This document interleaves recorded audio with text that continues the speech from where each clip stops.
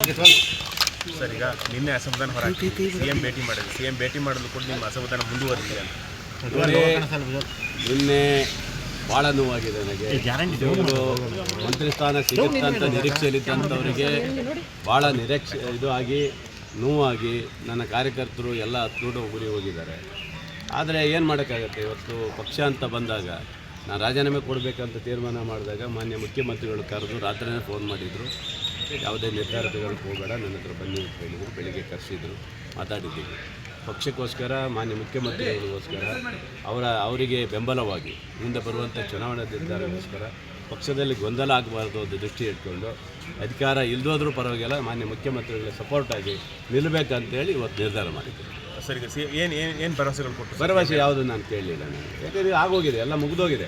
ಮಂತ್ರಿ ಸ್ಥಾನದ ಎಲ್ಲ ಇದು ಮುಗಿದೋಗಿದೆ. ಇನ್ಯಾವುದು ಭರವಸೆ ಕೊಡುವಂಥದ್ದು ಏನಿಲ್ಲ. ನನಗೆ ಹಿಂದೆ ಟಿಕೆಟ್ ಕೊಟ್ಟವರು ಸಹ ನಮ್ಮ ಡಿ ಕೆ ಶಿವಕುಮಾರ್ ಸಾಹೇಬರು ಕೊಟ್ಟಿದ್ದರು. ನನಗೆ ಯಾವುದೇ ಇದರಿಂದ ಕೊಟ್ಟಿದ್ದರು. ಅವರ ಒಂದು ಪ್ರೀತಿಗೋಸ್ಕರ ಇಲ್ಲ, ನನಗೆ ಯಾವುದೇ ಅಧಿಕಾರ ಇಲ್ಲಾಂದ್ರೂ ಪರವಾಗಿಲ್ಲ, ನಿಮಗೋಸ್ಕರ ಇರ್ತೀನಿ, ನಿಮ್ಮ ಜೊತೆಗೆ ಇರ್ತೇನೆ ಅಂತ ಹೇಳ್ಬೇಕು. ಒಂದು ಚರ್ಚೆ ಇತ್ತು ಸರ್, 2 ವರ್ಷ ಅವ್ರಿಗೆ 2 ವರ್ಷ ನಿಮ್ಗೆ ಎಲ್ಲ ಆಯ್ತಲ್ಲ, ಎಲ್ಲ ಇತ್ತು, ಎಲ್ಲ ಚರ್ಚೆ ಆಗಿ ಭರವಸೆ ಹಿಂದೆ ಇತ್ತು. ಹೌದು, ಹಿಂದೆ ಭರವಸೆ ಇತ್ತು. ಸರಿ, ಮುಂದೆ ನಿಮಗೆಲ್ಲ ಅವಕಾಶ ಮಾಡಿಕೊಡ್ತೀನಿ ಅಂತ ಹೇಳಿದರು.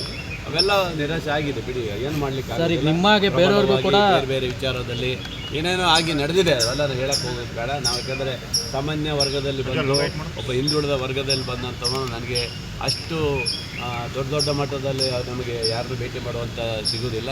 ಸಿದ್ದರಾಮಯ್ಯ ಸಾಹೇಬ್ರನ್ನು ಕೇಳಿದ್ವಿ, ಪಾಪ ಅವ್ರ ಕಡೆಯವರಿಗೆ ಆಧಾರವಾಗಿ ಇಟ್ಕೊಂಡು ಕೊಟ್ಟಿದ್ದಾರೆ. ಬಿಟ್ಟರೆ ನಮಗೇನು ಅಷ್ಟೊಂದು ಸರಿಯಾಗಿ ನೋಡ್ಕೊಂಡಿಲ್ಲ. ಸಾಗರ ಬ್ಲಾಕ್ ಅವರನ್ನು ರಾಜೀನಾಮೆ ಕೊಡ್ತೀನಿ ನಾನು ಎಲ್ಲರಿಗೂ ಹೇಳ್ತಾ ಇದ್ದೀನಿ, ದಯವಿಟ್ಟು ಭಾಳ ಜನ ಬೆಳಗ್ಗೆಯಿಂದ ಹತ್ಕೊಂಡು ಫೋನ್ ಮಾಡಿದ್ದಾರೆ. ಎಲ್ಲರಿಗೂ ಹೇಳ್ತಾ ಇದ್ದಾರೆ, ಯಾರೂ ರಾಜೀನಾಮೆ ಕೊಡಬೇಡಿ.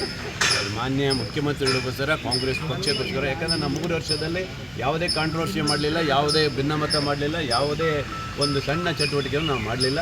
ಅದಕ್ಕೋಸ್ಕರ ಪಕ್ಷಕ್ಕಾಗಿ, ಪಕ್ಷ ನಿಷ್ಠೆಗೋಸ್ಕರ ಮಾನ್ಯ ಮುಖ್ಯಮಂತ್ರಿಗಳು ಏನು ಹೇಳಿದ್ದಾರೆ ಅವರಿಗೋಸ್ಕರ ನಾನು ನಿಷ್ಠೆಯಿಂದ ಪಕ್ಷದಲ್ಲಿ ಇರ್ತೇನೆ. ಸರ್, ಈಗ ನಿಮಗೆ ಬೇರೆಯವರು ಕೂಡ ಸಚಿವ ಸ್ಥಾನ ಆಕಾಂಕ್ಷಿ ಆಗಿದ್ರು. ಈಗ ಅವ್ರ ಕಾರ್ಯಕರ್ತರೆಲ್ಲ ಆತ್ಮಹತ್ಯೆ ಮಾಡ್ಕೊತಿದ್ದಾರೆ. 4-5 ಟೈಮ್ ಗೆದ್ದಂಥವ್ರು ಭಾಳ ಜನ ಇವತ್ತು ನಿರಾಸರಾಗಿದ್ದಾರೆ, ಇಲ್ಲ ಅಂತಿಲ್ಲ. ಏನು ಮಾಡ್ತಾರೆ, ಪ್ರಬಲವಾಗಿರುವಂಥವರಿಗೆ ಅವಕಾಶಗಳು ಸಿಗುತ್ತೆ. ಅದರಿಂದ ನೋವಾಗಿದೆ. ಅದರಿಂದ ನಾನು ಮಾತ್ರ ಮಾನ್ಯ ಮುಖ್ಯಮಂತ್ರಿಗಳಿಗೋಸ್ಕರ ಪಕ್ಷಕ್ಕಾಗಿ ನಿಷ್ಠೆಯಿಂದ ಇವತ್ತು ಸಾಮಾಜಿಕ ನ್ಯಾಯ ಎಲ್ಲಿಗೆ ಬಂತು ಸರ್ ಅವಾಗ ಅಲ್ವಾ?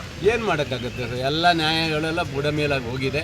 ಈಗ ಹಾಗಾಗಿ ನಮ್ಮ ನಿಷ್ಠೆ ಇವತ್ತು ಮಾನ್ಯ ಮುಖ್ಯಮಂತ್ರಿಗಳಿಗೋಸ್ಕರ ಅಷ್ಟೇ. ಎಲ್ಲೋ ಒಂದು ಕಡೆ ನಿಮ್ಮ ನಿಷ್ಠೆ ಗೊತ್ತಾಗಿಲ್ವಾ ಸರ್ ಹೈಕಮಾಂಡ್ ಕಡೆಗೆ? ಎಲ್ಲ ಗೊತ್ತಿತ್ತು, ಪಾಪ ಲಾಸ್ಟ್ ಹಂತದಲ್ಲಿ ಏನೋ ಮಿಸ್ ಆಗಿದೆ. ಇರಲಿ, ನಾನು ಯಾವ ಹೈಕಮಾಂಡ್ ಮೇಲೂ ದೂರ ಮಾಡೋದಿಲ್ಲ, ಯಾರ ವ್ಯಕ್ತಿ ಮೇಲೂ ದೂರ ಮಾಡೋದಿಲ್ಲ. ನಾನು ನೋವಾಗಿತ್ತು, ರಾಜೀನಾಮೆ ಕೊಡಬೇಕಂತ ಇತ್ತು. ಮಾನ್ಯ ಮುಖ್ಯಮಂತ್ರಿಗಳಿಗೋಸ್ಕರ ಇವತ್ತೆಲ್ಲವನ್ನು ಬಿಟ್ಟು ಪಕ್ಷಕ್ಕಾಗಿ ನಮ್ಮ ಮುಖ್ಯಮಂತ್ರಿಗಳಿಗೋಸ್ಕರ ನಿಷ್ಠೆಯಿಂದ ಕಾರ್ಯಕರ್ತನ ಕೆಲಸ ಮಾಡಿ. ಕ್ಷೇತ್ರದಲ್ಲಿ ಜೋರಾಗಿ ಮಳೆ ಆಗ್ತಿದೆ, ಗುಡ್ಡ ಕುಸಿತ ಕೂಡ ನಿಮ್ಮ ಕ್ಷೇತ್ರದಲ್ಲಿ ಆಗಿದೆ. ನನ್ನ ಕ್ಷೇತ್ರದ ತೀರ್ಥದಲ್ಲಿ